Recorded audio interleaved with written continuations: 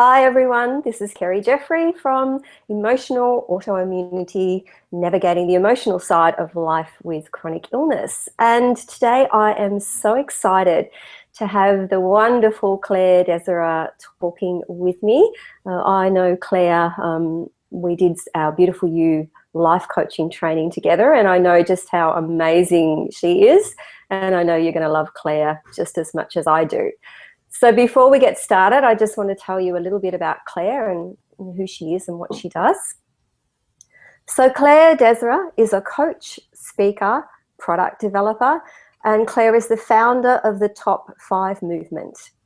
In 2006, she began writing down her top 5 moments of each day, and she's since recorded over 10,000 happy memories and counting.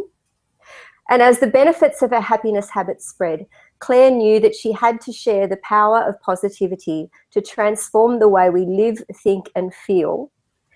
And in order to do that, in 2012, she took to the TEDx stage to tell her story and take the Top 5 movement global. And Clare is on a mission to help people around the world choose happiness and generosity, find joy, and live their best lives. So welcome, Clare. I'm so excited to talk to you today. Yeah, thank you, Kerry. Always great to catch up and to see the great work that you're doing, sharing stories like this. So thank you for having me. Oh, you're so welcome. So Clare, could you just share with everybody what health issues do you have and how do they affect your day-to-day life? Yeah, sure. So 3 years ago, I was diagnosed with Hashimoto's disease. So that's an autoimmune condition where the immune system cells actually attack the thyroid gland. About 2% of the population have this condition, and more men than women.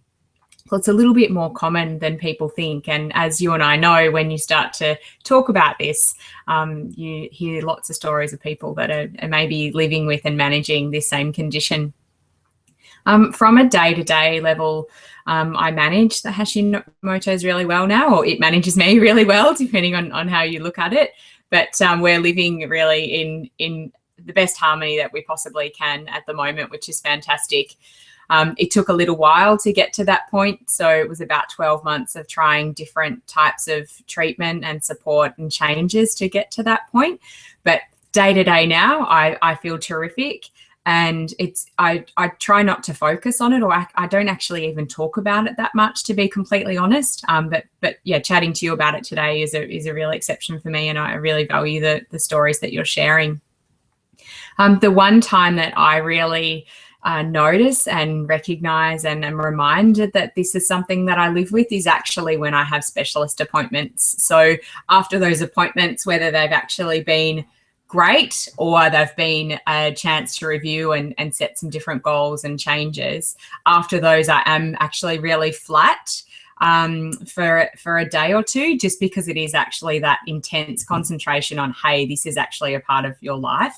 But aside from that, I really try not to give it any more energy than it needs, and I just really work with it as best I can. That's fantastic. And yeah, I know those feelings. I was saying when I was talking to Casey in the last interview that I'm at a stage now where I'm feeling so well, like I won't even think about it. It's like, oh, you know, maybe I don't have this anymore. I'm just feeling so great. And then it'll be a little reminder like, oh, there you are. Oh, okay, that's all right. Yeah. I know you're there, and we're still working out this relationship together. And yeah, it's a little bit of a dance we've got going on. Yeah, it is a dance. That's a great way to look at it. It really is a dance. So Clare, what was the hardest part for you emotionally about coming to terms with your illness? Because, you know, you're still a young woman. That must have been quite a big thing to be hit with. Yeah, so I think the hardest part was actually accepting that this was something I was going to live with. So I'm a pretty optimistic person, part naturally, but part because I've really worked at introducing tools in my life to build that optimism and resilience. And so I took this head on. Optimistically, I thought that it would be easy and that it would just be a couple of steps that I needed to take, and hey presto, things are back to normal.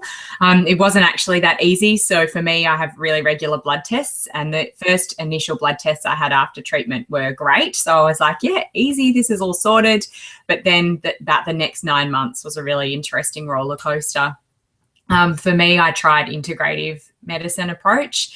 I thought that was really going to be the best thing for me. But after about 9 months of trying different things and almost feeling like a little bit of an experiment, I remember the time really clearly speaking with the doctor. I was waiting to board a plane to come home. I was in Byron Bay with a couple of girlfriends, and I got a call to say the latest thing we've tried isn't really working. And I remember I'm pretty level emotionally usually, but I just remember crying, standing there crying and just saying, I'm really sick of feeling like this. I don't want to feel like this anymore.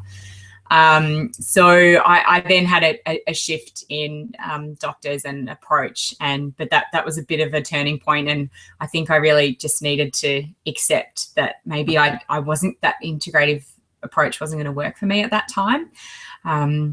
And that I switched back to a Western medicine approach. And that's felt like a big thing as well, because I try and live as naturally as possible as well. So that was quite hard, but it is something that's really worked for me, and life's different now because it's supported and I'm able to actually do the things that I really love.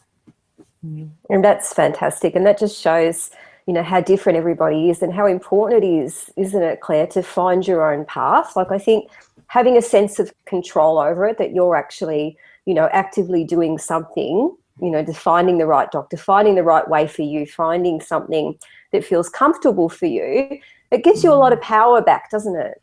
Yeah, it sure does. And look, the condition can be energy sapping. That's one of the symptoms, is that you can really affect your energy. And so I wanted to really be careful around not giving any more mental energy than I needed to. And certainly for those that not in the first 12 months, that 9-month period where we were trialing a lot of trial and error, there was so much energy around, is it going to work? Is it not going to work? And yeah, it was tough. Yeah. And that's that adjustment, I think, that everybody's got to make, don't they? Yes. It's just coming to terms that, okay, this is the hand that I've been dealt. This is what I got. Now I've got to just find my own way with it. And, I think there's those natural periods, isn't there, of sort of grief and optimism and adjusting and accepting and finding the joy and all of that different sort of stuff. So I know for me, it's an ongoing process. Do you find the same, or do you feel like you're just on that level now where it just rolls? I feel like I've definitely hit that level where it rolls. And I remember back in the early days, I was reading something on the internet about a letter that somebody had written, and it was to dear Hashimoto's letter. I'm not sure if you've seen that one, Kerry, but it's a letter that somebody's written to the condition as if it's a person, and it's a really angry letter. It really, in a lot of detail, it is venting in a lot of detail about all of the things that the condition's taking away from this person. And I remember starting to read it, and I actually I started an email where I was forwarding it on to my parents and to my husband to say, hey, check this out. Here's a little bit more information about what I'm going through. And I actually stopped mid-sentence, and I thought, you know what? This is really angry energy, and I can really appreciate that someone sat down and they've written this, and it's been a really effective tool for them. It's been a really great release for them, but that's not my energy, and I don't want to pick up on that just because myself and this other person have this same condition. And so I actually started playing around on my computer instead of sending that email with a different letter, and it was around a bit of a dear Hashimoto's, we're in this together. We're in this together forever. We've got to make it work. Sometimes we're going to love each other. Sometimes we're not. But the fact is that we're in it together. So let's work as a team. And I found that that's been the biggest shift for me. And whenever I've got angry, that I really come back to that a lot around that this is something that we're in together. And I know the amount of energy that being angry at something takes versus the amount of energy of actually just loving something and accepting something, and it's they're poles apart. Yes, I read that one too, and I think there was a time when it really would have resonated with me, but I'd moved a little bit past that then, so I had a similar feeling. And I think it does just so effectively show all the different stages that we go through, because, you know, anger is a very normal part of life and a very powerful emotion. You know, anger can really propel you to just say, enough, now I'm going to do something about this. And then you sort of move on to that, you know, acceptance, negotiation, working things out. And it really can give you a different opportunity to practice self-care, and not only physical self-care, but emotional and mental self-care. And it sounds like that's really where you've excelled, Clare, with being able to, you know, channel that optimism and that positivity into creating a really loving relationship with yourself and your hashies and your body. Yeah, I agree. And I think also that not all of the symptoms, I don't have all of the symptoms, like, and people experience all of the symptoms on a really different spectrum as well. But if I sit down with a list of things that I might feel or might be different for me because I've got this condition, and I'm carrying that knowledge around, what you focus on grows. And so if I'm looking at this, you know, this big long shopping list of things that I might be experiencing because of this condition, and something little happens and I'm like, oh, that must be because of the Hashimoto's, it might not actually be because of that. It could just be because you're tired for one day, or you've had a bad meeting, or something hasn't flown. And if you're walking around carrying that language and those thoughts that you're telling yourself around, well, I'm going to be tired because of this, or this is going to affect this other part of my life, then it probably will, because you're almost giving into it. Like, I feel like there's a bit of a difference between accepting it and managing it, and also focusing on it and carrying it around in a heavy way, because our thoughts really do affect how we feel. And that also affects how we show up in the world as well, in incredible ways. So both from a positive and also a negative point of view.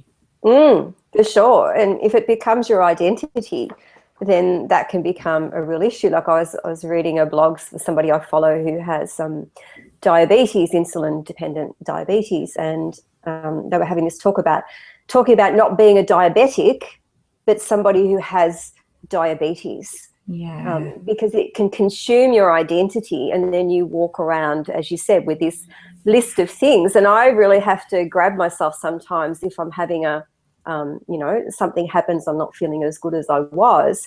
When that fear kicks in, I just got to say, hey, you had bad days before you had this.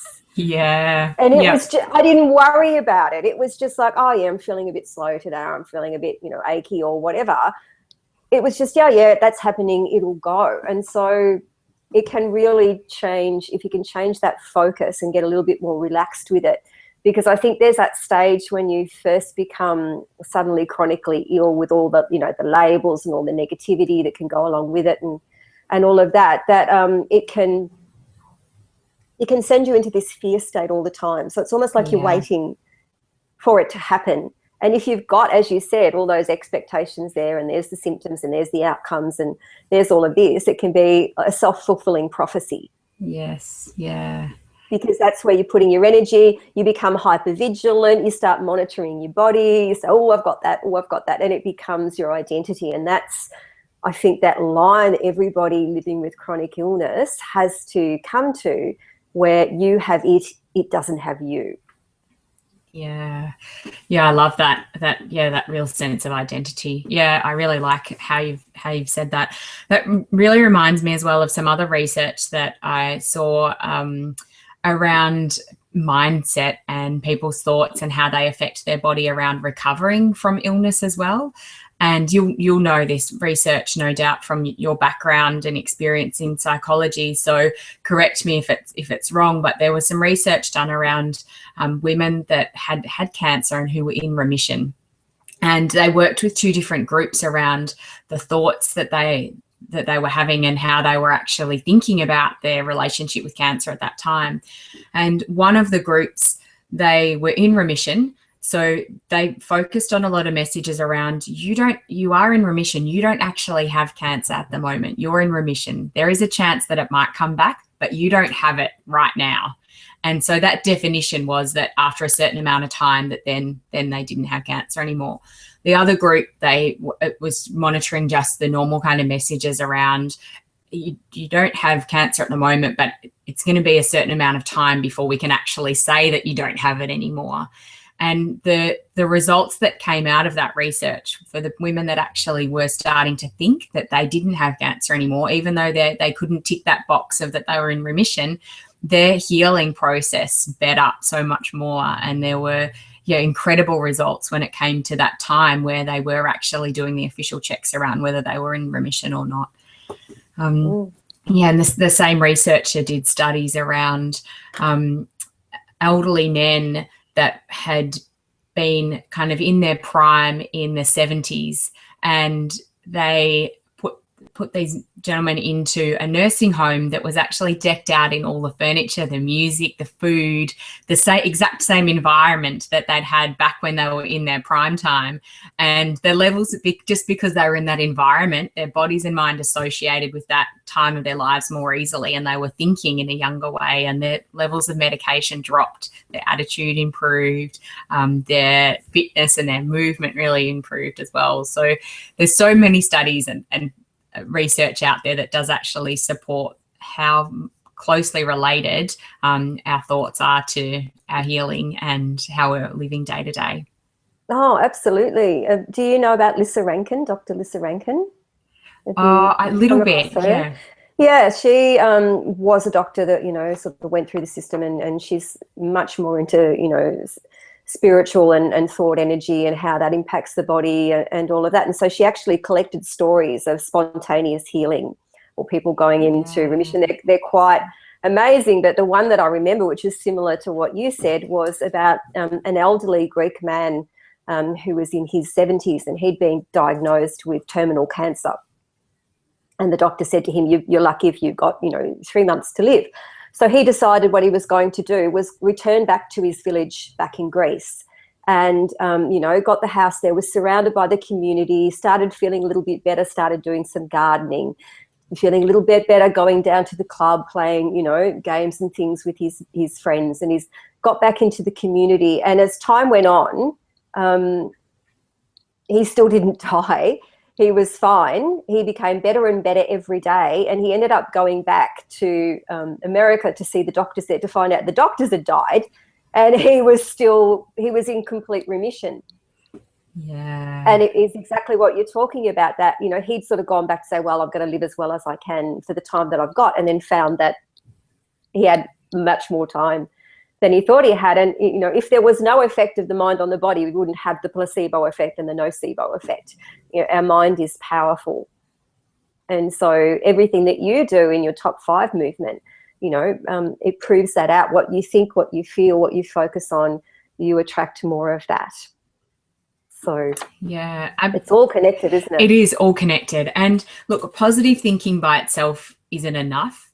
And, it's really easy for people to think that positive thinking isn't enough, and it's not realistic and it's not practical. But the thing that a lot of people don't understand is when you think positive thoughts, or when you can replace unhelpful thoughts with thoughts that are a little bit more neutral, or thoughts that are actually helpful and positive, is that you are more likely to take positive action then. And that's where the change happens.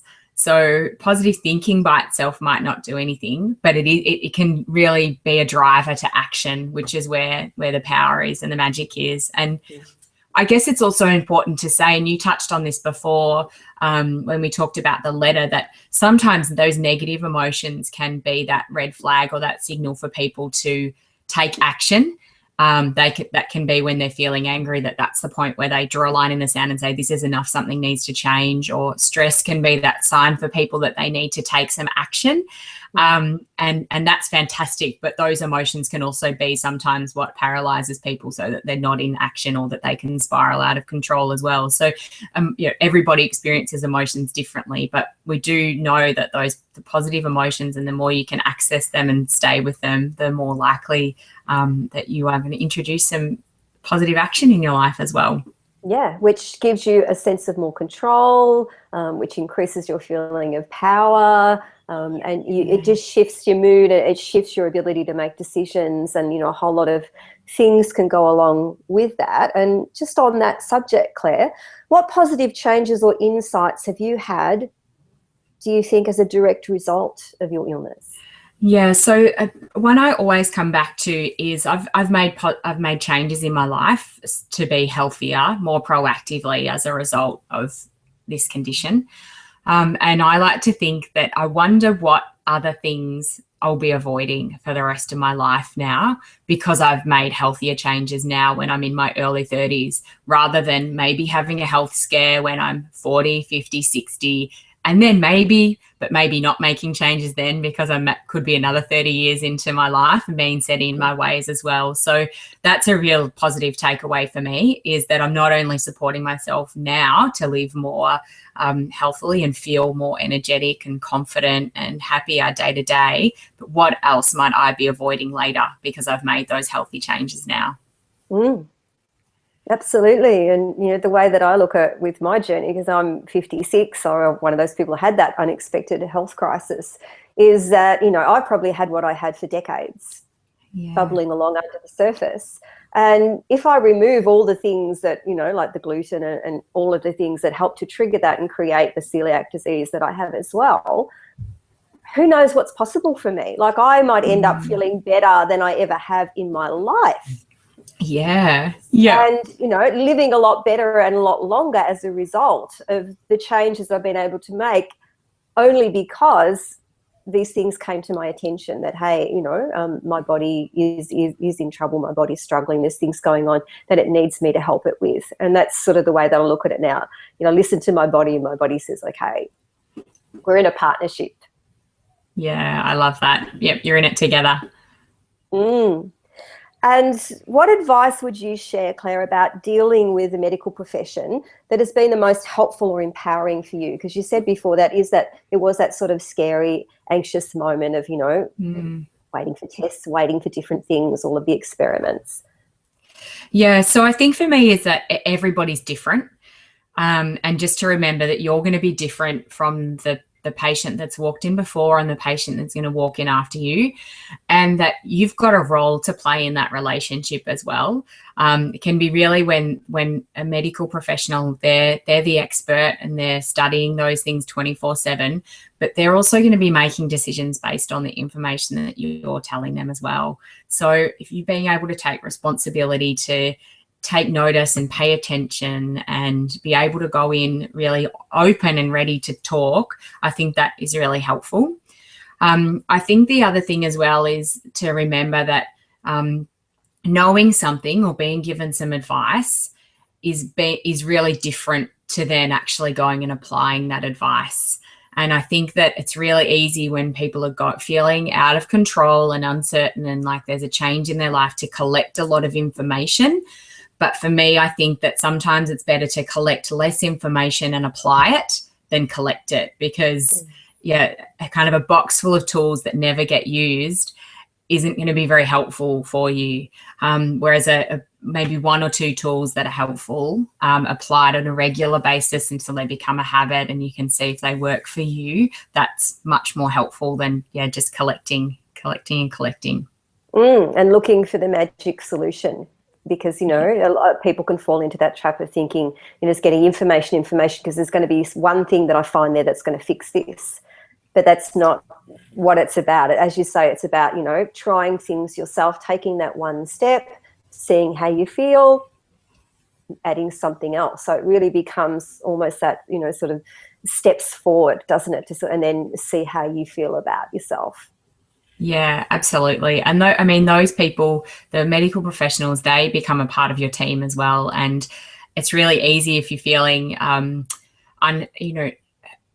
funny emotions about what's actually happening with the condition. But, anybody that's working in that space, they're there because they actually want to help in some way as well. And so you've got to look at them as being a part of your team and someone that is in it with you as well. You're all in it together. and finding the people that are open to having a partnership. And I know that was what I said to my doctor when I went doctor hunting was, I actually want someone I can partner with my health, because it is my health. So I want someone who's going to be collaborative. And so it's a two-way street. So we listen to each other, and then I make the decision. And it's going to be then an informed decision with support. And that, I think that's really important. Yeah, great. So has having your illness, did it change the way that you feel about your body initially? Was there adjustment you had to make with that? Yeah, I guess there was that. There's some of those really initial thoughts back at the very start were around some of those, is something wrong with me, or something's wrong, or it doesn't really matter what I do, because in my particular with my particular condition, that the immune system cells actually attack the thyroid gland. So there was a bit of conflict, inner conflict around, well, what is actually going on inside? And it would have been really easy to think, well, it doesn't really matter what I do, because what's happening inside is going to happen anyway. But really picks up on the messages that we've talked about already around that acceptance around we're actually in this together. So it's like any kind of rocky relationship, or, a family member that might grind your gears, but that you're going to be a part of each other's lives forever. It is really around that two-way thing around we are in this together. And it's more incentive to be really kind to myself, and to, just to be really supportive. And I love the analogy around, thinking about what you would say to a best friend or somebody else as well, around your body and around looking after yourself, and just keeping those messages there around we're in this together. I need you, you need me. Some days you're going to need to be really kind and supportive. Other days you might need to give each other a nudge along, or whatever that might be, that kind of nudge with love, or that encouragement. And also just that kind of celebrating when things are going really well as well, and really just recognizing positive health. So, a couple of questions that I really like to reflect on each day. What is it about my physical health am I actually feeling grateful for today?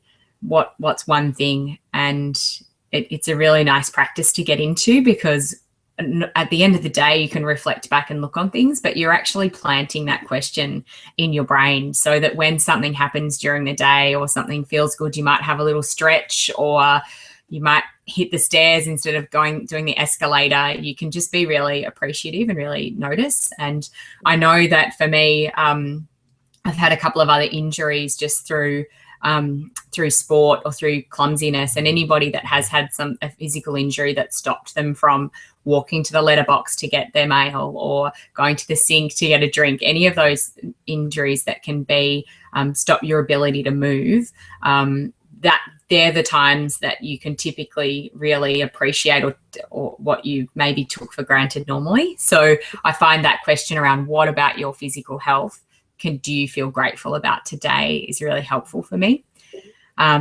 Another question around your kind of physical senses is around actually which sense did you appreciate the most today? Was it your touch, your sight, your hearing, your taste, or smell? A question that I've have been experimenting with and talking with people lately is around what was your favorite smell today?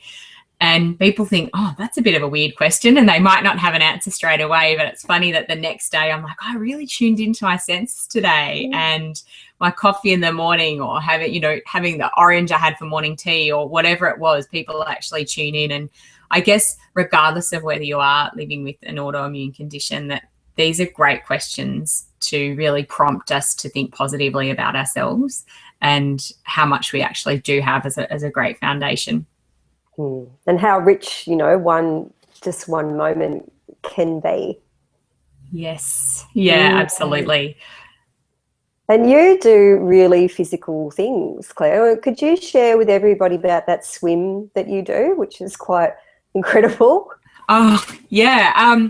So once a year, I swim the Pier Pub down at Lawn, so it's an ocean swim. It's 1.2 kilometres in the ocean. There's about 5,000 people that do the swim, not all at the same time, but they do. But aside from that, I am really active. You know, ride to work. I go to the gym a couple of times a week. My holidays are always based around activity. So in 2007, I went to Nepal on a hike with the Kids Foundation, and it changed the way I wanted to travel because it really extended the holiday. You got to do a lot of exercise in the lead up, a lot of training, a lot of walking, being out in the fresh air and nature with people you care about to practice. And then you actually by the time you get to the holiday a few months later, you already feel like you've started that holiday. And then you're actually getting to experience the country in a nice, slow way. I know when I was younger, it would have been really important to me to see as much as I possibly could in a short amount of time, whereas now I really love a slower paced holiday. So last year in July, my husband and a couple of friends, we walked the Portuguese way to the Santiago in Spain. So we walked through Portugal and Spain, carrying everything that we had with us. So you took a pack that was nice and heavy, but there was a real simplicity about it and a real slowness, even though you were really physically active all day. And again, that holiday took a lot of preparation because you were walking every day. But yeah, I am able to do those things. And that's fantastic. And I hope that gives people lots of hope that, you know, you can still be physical and active and sporty, and, you know, you can still have your endurance and all of those different things. It's just, you know, how you take care of the mind, body and soul that makes all of that happen, doesn't it? Yeah, absolutely. Yep. And it's a real one, you know, those holidays are always one step at a time. And yeah, you know, life really is like that too, one step at a time. And if you can enjoy as many of those steps as you possibly can, then I think you're winning. Sure. So what would you most like people to understand about your condition? It's a really great question. So I think that, as I mentioned earlier, I'm quite private about this. I don't really talk about it too much. So I don't really feel like there's a message that I really want to shout out to the world around understanding this condition in particular. I think for the people in my lives, it's really been a message around be patient, and I'm learning as I go, and I'll let you know what I need as I go.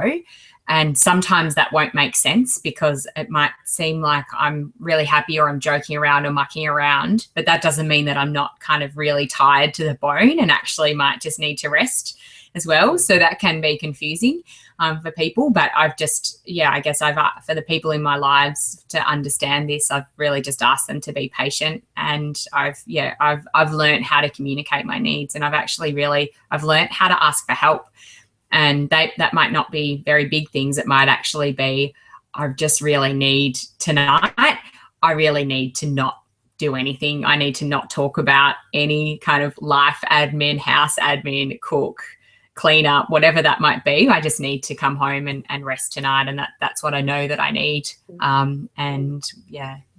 And so it's really important to have those, to become more assertive and have those honest conversations, isn't it? To really just say, you know, I've got a boundary, or there's something that I need, and you might not understand it, but I just need you to honor it.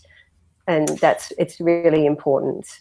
Oh, it's so important. And I think assertive, I don't think it's a very, very well understood word, but, you know, it is really simply asking for your needs to be met.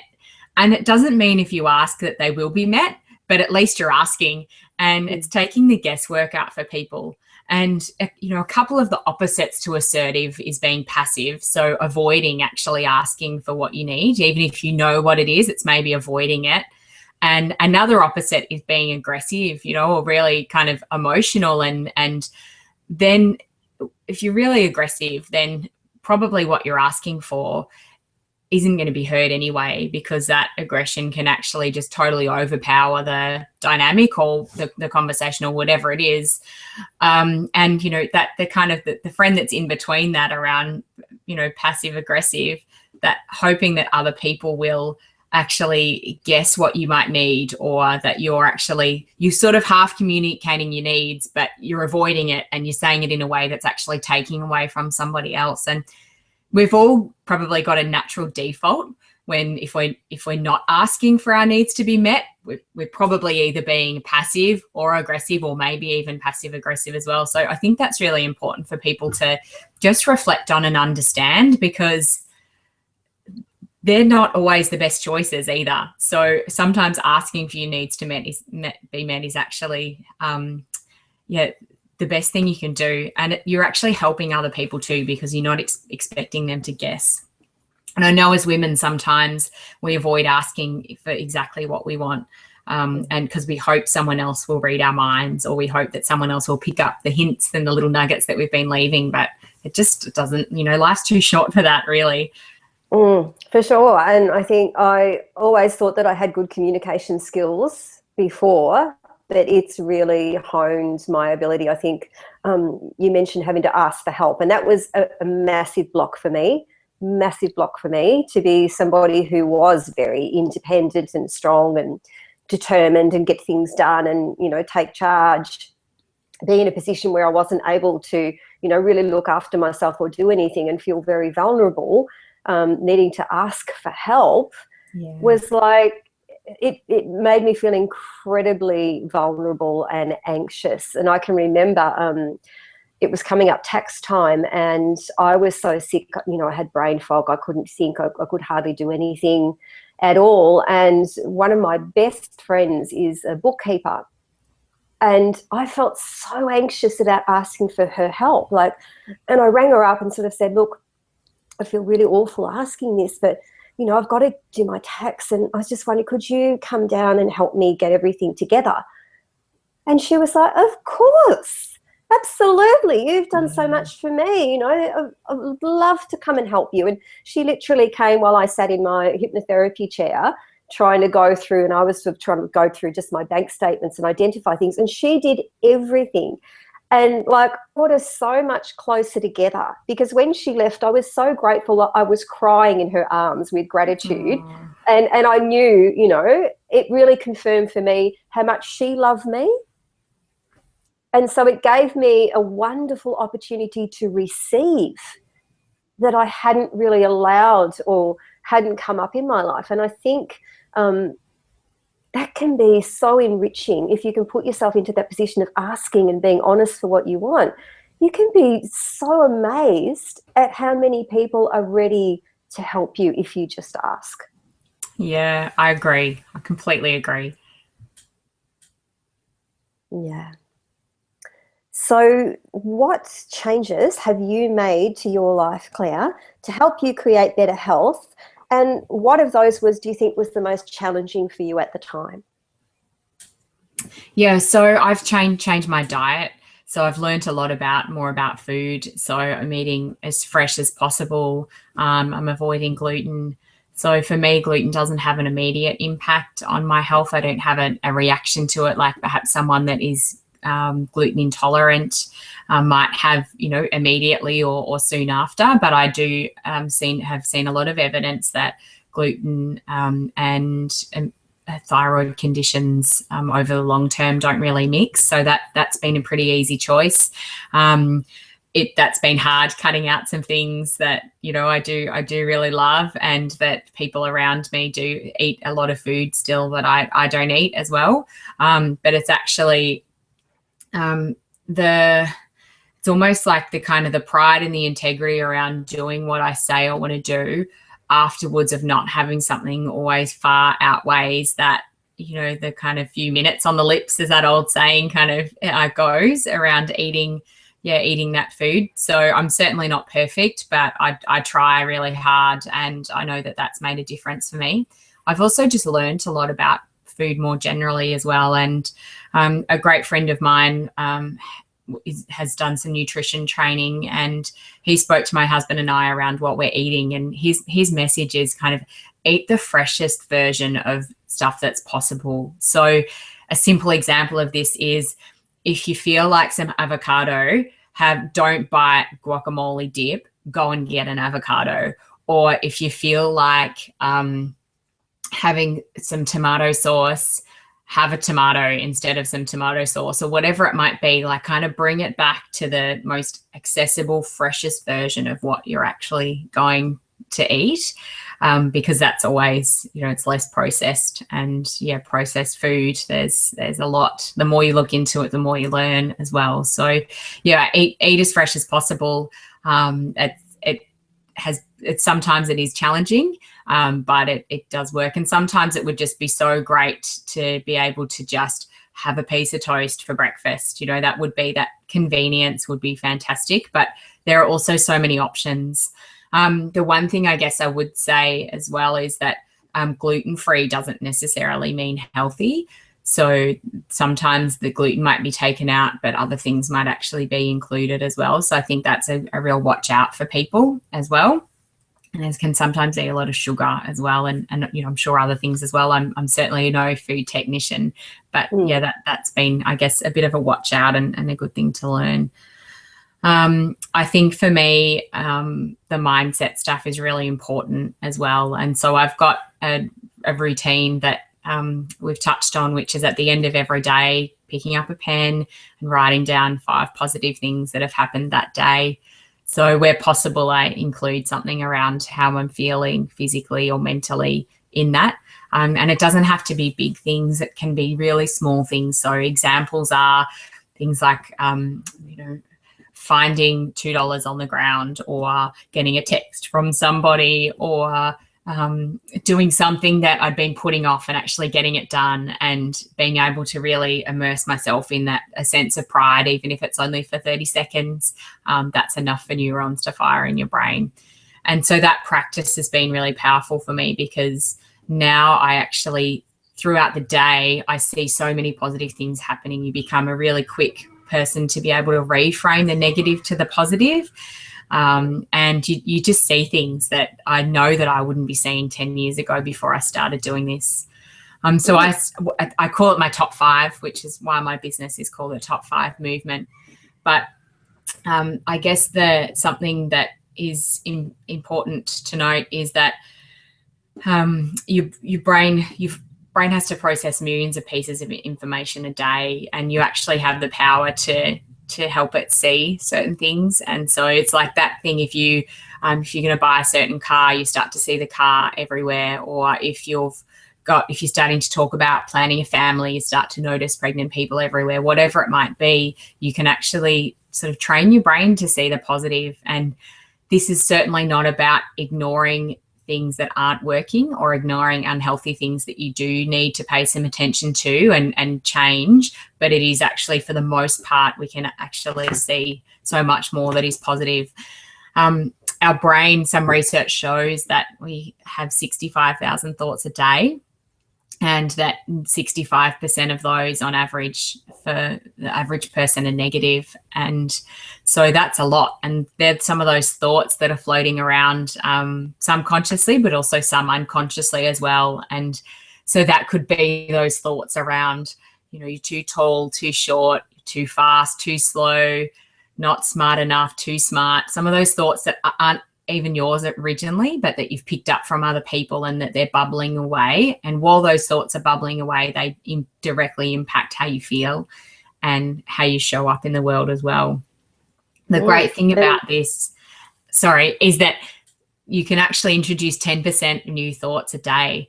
So that might not sound like it's very many, but it's actually a huge opportunity to introduce some really positive things in there. So instead of thinking, oh, I'm sick and something's wrong with me, thinking, I know how to make adjustments to feel better today. And replacing those thoughts. Or if you have to learn something new about a condition that you're living with, instead of being, oh, I know nothing about this, or how will I ever know anything about this, replacing it with, I know how to learn things in my life. I've learned lots of things up until this point, and this is another thing that I know how to learn. I've got the skills to do this. Yeah. Yes, and everything you're talking about, that's what I work with my clients on, because, you're really talking about a belief system. Yes. And when you have a belief system, you have theories about how the world operates, and the biggest theory that you've got to decide which one you're going to believe is, do you live in a hostile, unfriendly world, or do you live in a world where people are friendly and wanting to help you?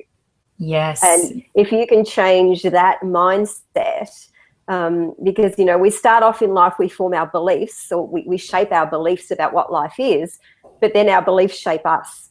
Yes. And so it's like looking through life through a particular set of glasses. And that's a lot of, if I'm working with somebody with anxiety or depression, then they've got a particular set of glasses that are only seeing the anxiety and depressing producing things in their life. So it's like they're missing 100 great things that have happened that day. Yeah. Literally, people can be coming up and doing wonderful things, but it doesn't fit their theory, so they don't take it in. And so that's exactly what you're talking about with the top 5 movement. Those little changes start to rewire the brain, which opens your field of vision to include more things, which becomes more balanced, and then you start shifting over. So it's that wonderful process using the power of neuroplasticity to rewire the brain to change your perception of what you're seeing, which changes your thoughts, your emotions, which changes your body ultimately, which is fantastic. Yeah, it is. And it's, it's not from going, this is where I think sometimes people can dismiss positive thinking because they think it's just, it's not for them, or it's for somebody that's got a different life from them. But it's not actually about taking the most negative and darkest thoughts that you've ever had and turning them into sunshine and lollipops. It's just shifting things along just a tiny little bit, because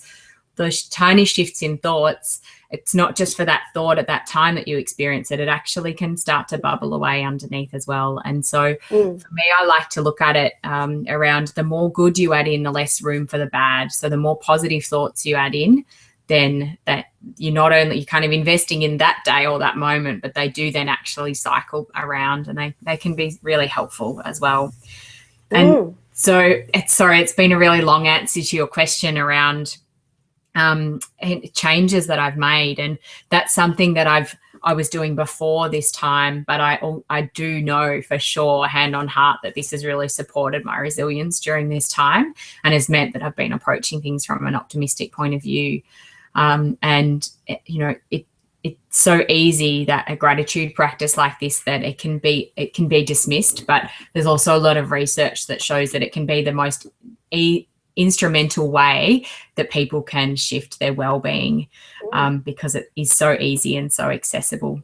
And exactly, and it's always accessible if you've got the awareness. I can remember at the worst of my illness, when I was spending a lot of time in bed feeling miserable, I was aware that I needed to break the state, because when you're stuck in that focused, it almost becomes like it narrows down so that you're in this world of pain where everything's black and gloomy. And I knew in those stages what I needed to do for myself was break that state. So I would shift my awareness to the mattress at the bed and start appreciating, well, at least if I'm in a bed, this is such a comfortable bed. Like, I'm so lucky to be in this, comfortable bed. And then I would look, at something on the ceiling or something pretty in my room and just focus on that. So it's really about taking those little tiny incremental steps to break the state, which expands things out and changes the focus of attention. And that's exactly the process that you're talking about with the top 5 movement. Yeah. And there's research, which you'll know very well, Kerry, which shows that people are more energetic, they're more generous, they connect with people in more meaningful ways because they're able to really see the good that's happening, more creative, better problem solvers, able to remember and recall and kind of sort out information more quickly, taking less sick days, more resilient and able to bounce back from those tough times quicker. And people can actually live for a lot longer as well as a result. There are so many benefits to this tiny little habit that so many people just dismiss.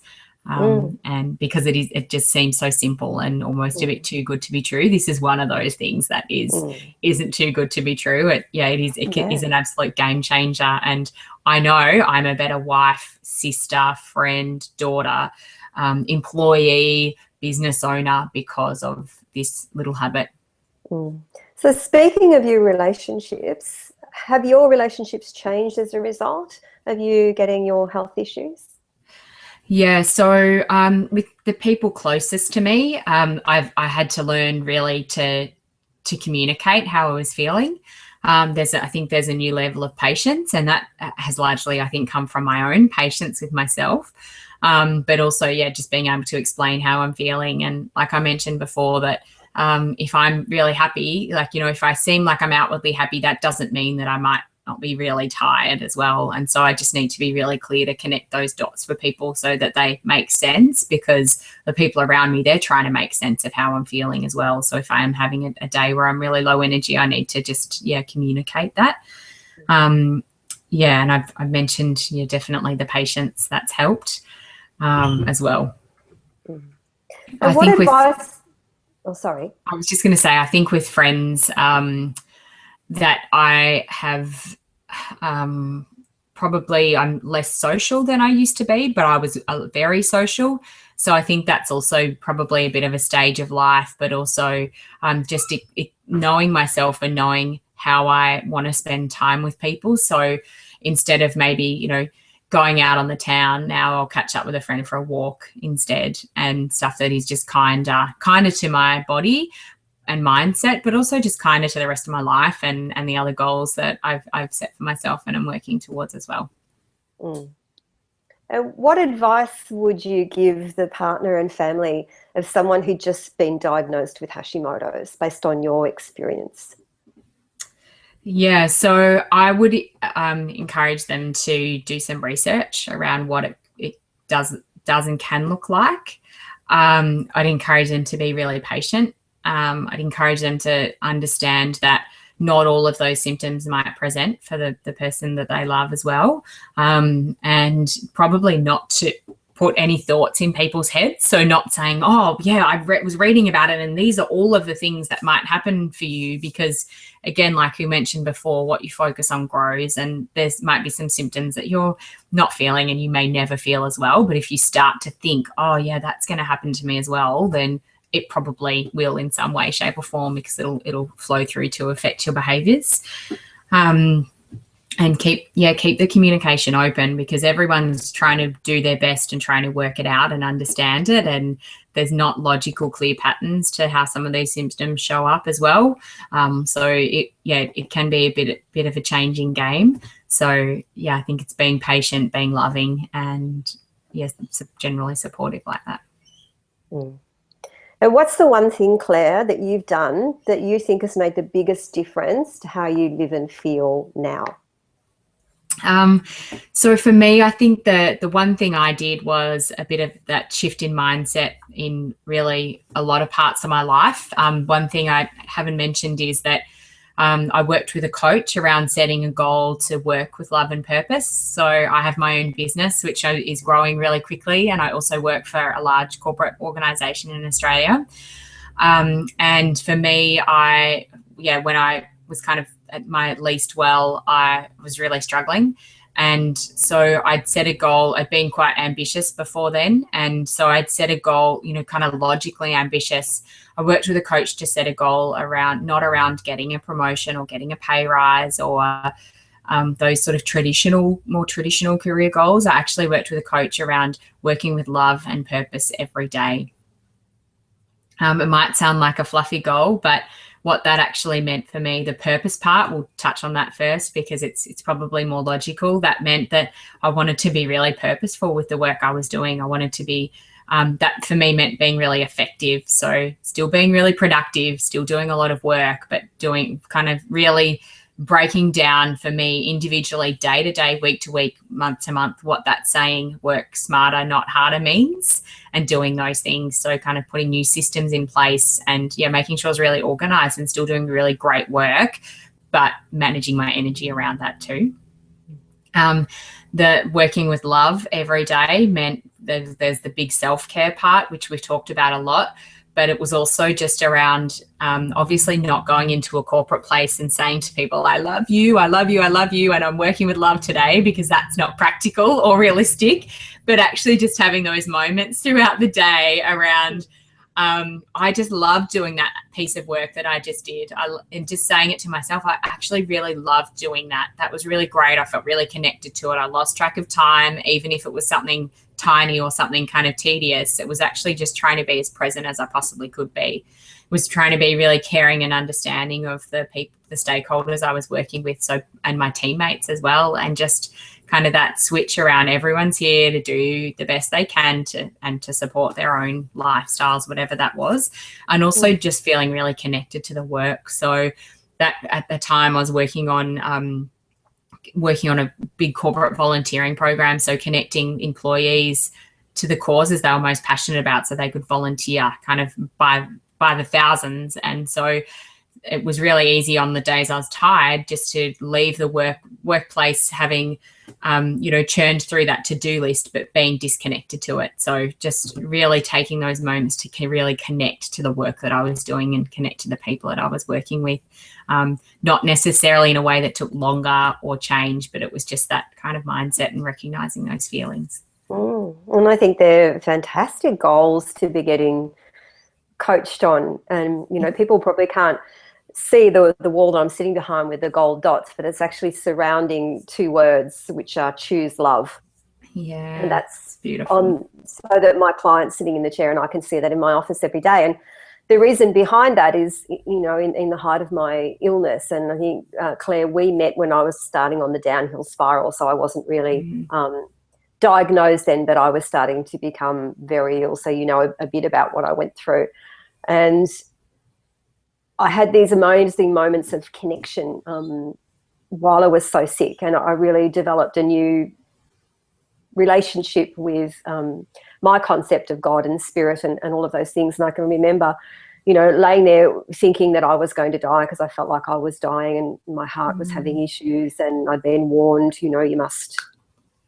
don't do anything, you could go into heart failure. Sort of in the depths of that despair, I guess. And very clearly this voice said to me, Kerry, choose love or choose fear. Which are you going to choose?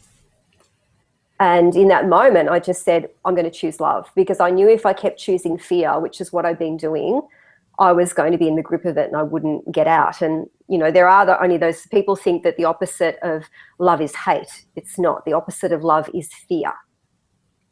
Because fear drives every so-called negative behavior that enables people to do the most horrendous things. It is fear driving that. And so, that's why I love your goals, because you're consciously choosing love in every moment. And I think that's the most powerful goal any of us can have, because it's not only going to help you, but it's going to spread out and help everybody around you. Because the impact that we have, we think it's one-on-one. It's not. The ripples of everything we do go out further than you could even imagine. It's just through those little daily actions that you do. Yeah, it is. And the funny thing was, Kerry, that I hadn't aimed to get a promotion or a pay rise, but you know what, when I was working with love and purpose every day, both of those things happened, because you're showing up and you're at your best, and that's actually when you're doing your best work as well. Claire, it's been so lovely to talk to you, and I know that you're a private person, and I really appreciate you being willing to talk about this, but I know you're also going to give inspiration to a lot of people who will be able to see that, your life doesn't have to end. It can be just as, fulfilling and active and full of purpose as it was before, maybe even more so. So if people want to connect with you, can you just tell us a bit about the Top 5 movement and your products and how that they can find you or work with you? Yeah, absolutely. Thank you. So my business is called Top 5 Movement. So, and that's 5 with the word 5. It's based on that initial gratitude habit. My business is all about simple tools for a happier life. I have a website which has a lot of content and resources on there. There's actually over 100 tools that people can use to bring more happiness to their lives. As I mentioned before, you can collect a toolkit full of tools, but if you're not using them, then no change is going to happen. So there's a load of information over there on the site. The information's actually sorted by the 5 main excuses that people have, so my readers have. So you can go in and pick an excuse that might resonate with you and click through and see a lot of resources that support that. There's tips on over there on music, there's quotes, there's products, there's information about my speaking and workshops as well, and some coaching information there too. So encourage you to check that out. One thing I did want to share with you is this product, which is called More Happiness, Confidence and Energy in a Box. So this is my first physical product, and it is a tool for happiness that really fits into your daily life and also your handbag as well. And it's based on a lot of the things we've been talking around about mindset, and it's actually it's a set of 52 questions, or 50 questions that actually prompt positive thinking. So questions in my mind are a tool, because you have to interact with them for change to happen. So I've just pulled one out here that says, if you could do one thing you did today again tomorrow, what would it be?